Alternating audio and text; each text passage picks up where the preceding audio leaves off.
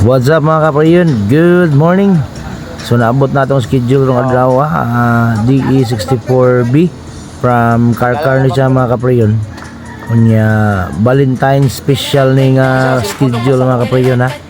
So balitulo ni ka unit itong schedule ron nga kini may naguna ang taga Karkar. So ato ang gi-check up ni iyang unit ni Busing is ang iyang evaporator yun leaking gini siya mga kaprayon, kay lain kay baho ang iyang airbent nya ilahan na pod ning gipatubilan unya mga pila ka days or month nawala na sa lambugnaw. So karon mga kaprayon ato na ning gihinahinayan og bungkag ang iyang bumper kay ato asa ning limpihan sad ang iyang radiator ug ang iyang condenser.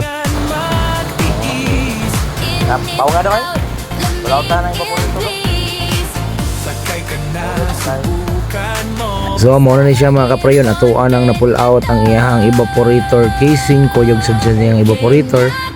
So mausan na ang sistema sa iyang conversion mga kaprayon. Dara ang kuhan mga kaprayon, iyang casing na ako diha sa sulod ang evaporator, atuan ang bukon mga kaprayon kaya para maligtis na ang iyahang evaporator. So nindot sa daw pagka-convert mga kaprayon, pulido sa jud kayo. So automatic ta mga kaprayon ay dara. Mao ni ang evaporator sa DE64B nga gikan og Karkar. So nalagi oil stain mga kaprayon, basa na kayo ang iyang evaporator nya mao sa nang wala say hangin kay grabe pong pagkahugawa. Automatic mga kaprayon ay daray perting daghan nag-leaking sa iyang evaporator, mao na nga gipatubilan na nila mawala ra gihapon ang bugnaw kay lagi naa nagijay leaking. So way daghang langas mga kaprayon para way labad ilisan ta nag brand new na expansion valve nya brand new sad ang iyahang evaporator mga kaprayon para wa gilabad sa ulo. Alright, so dara mga kaprayon mao na siya ang DE64B nga gikan og Karkar. So ato na siyang gi-pass forward mga kaprayon daray naghinay-hinay na taog pamalit sa mga accessories sa unit para mahuman ni natog dali mga kaprayon kay ato apong isunod tong gikan og Naga nga DE64W. Alright, so mao na siya mga kaprayon, ato nang gipang setting ang iyahang airbent, ang iyang air ducting niya para makataod na ta sa dashboard. Okay nga hugta na taning kilid sa kilid kay para masalpak na nato iyahang crossbar nya nasubay na tong ubang wiring ana ato na siyang mabalik sa original niya nga wiring. Okay, so di adapita mga kaprayon, ato ano nang gitaod ang lock sa iyang crossbar para makapress na siya huot na ang iyang evaporator kay ang iyang evaporator nag-base ra pod sa iyang crossbar. So mao na siya mga kaprayon, ato ano nang gipang hinahinayan og balik ang iyang crossbar na atong pare diri nga nila ag gahi kay ni siya. Shout out nimo dia pare Lloyd Dilantar from Carmen, Toledo City. So gilaag jud ko ani niya mga kaprayon.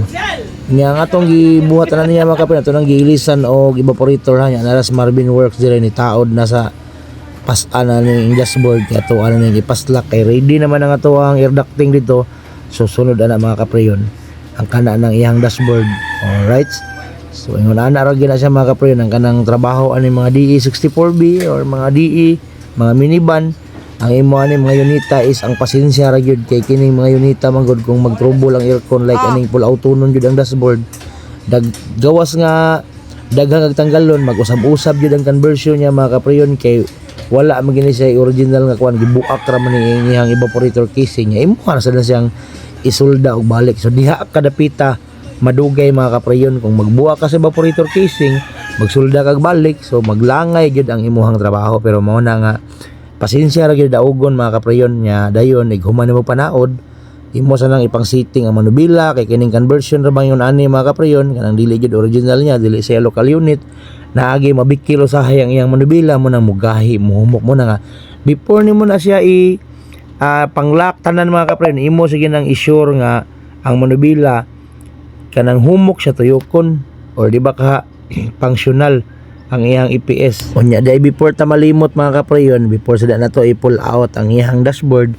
ato sa ginang tan-awon or ipaandaro nato siya mga kaprayon, atong tan-awon na iyang cluster gauge ug unsay nagsiga like anang check engine mga kaprayon lisod kayo nga nagsiga na daan unya wala lang takabantay or ang tag-iya sa sa kabantay nya mahibong lang sila nga nagsiga mo na nga imo sa ginang check upon before nimo na siya i-pull out ang iyahang dashboard. So amo na ginang nabatasan diri mga kapreyon nga before na mo na siya tangtang dashboard ato gina siyang tan-awon kung nagsiga ba kay pananglitan man ganing og musiga siya inig kaning tangtang na ay nagbalik na to ato na ng scan mga kapreyon nga tan-awon na to nganong nagsiga siya.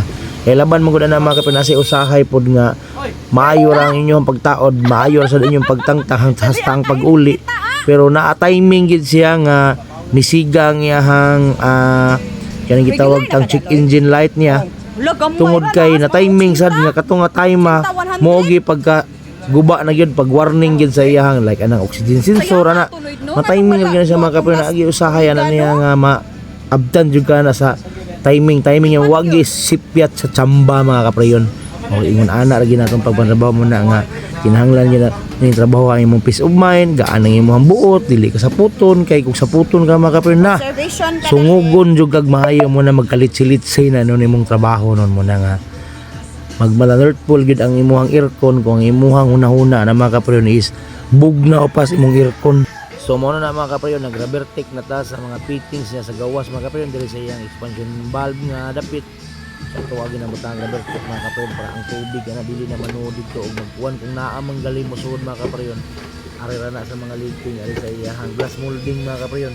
Kanang iyang bildo niya di gina masil tanan mga kapreyon naagi uban na nga sa surplasan wala matarong og papilit ang bildo mo na nga muliking. Kung ay mga customer po na moreklamo nga nagliko no ang ilang aircon ang ilang sakyanan nagliko no sa sulod ang tubig so tuwa sa tanawan mga kapatid tanaw na to nga dili gini sa aircon ato din ang pasirita nag pressure wash ang iyang windshield so makita din nato asa gidapita ang tubig gas ang imuhan ang butang nga nag pressure wash nimo na ang iyang atubangan imo nang shawiran dihag tubig mahibaw-an na nimo kung asa dapita gikan ang tubig namang gyud uban nga mingon uy nagkuan man nagleaking man ang akong aircon boss mingon na sila kay basa man diri sulod so ato adin ni tanawon nya dayon og wala sa atong aircon kay makita ra nato asa dapita ang leaking pasiritan ta nag pressure wash makita daw na ada ni leaking di atong sakyanan day na sa windshield so ang ana ra gyud sa makapre so diyan dapita makapre nag-alay na si Dudong Milvin sa Manubila para mo release na tani ron taon mga kapreyon kay ang tag-iya ni mo uli pa biya og naga so shout out ninyong duha sir o ma'am salamat jud kayo sa paglaag ug salamat sa kayo sa pagsalig away daghan lang nga sa automatic na human na gid atong DE64B nga gikan og karkar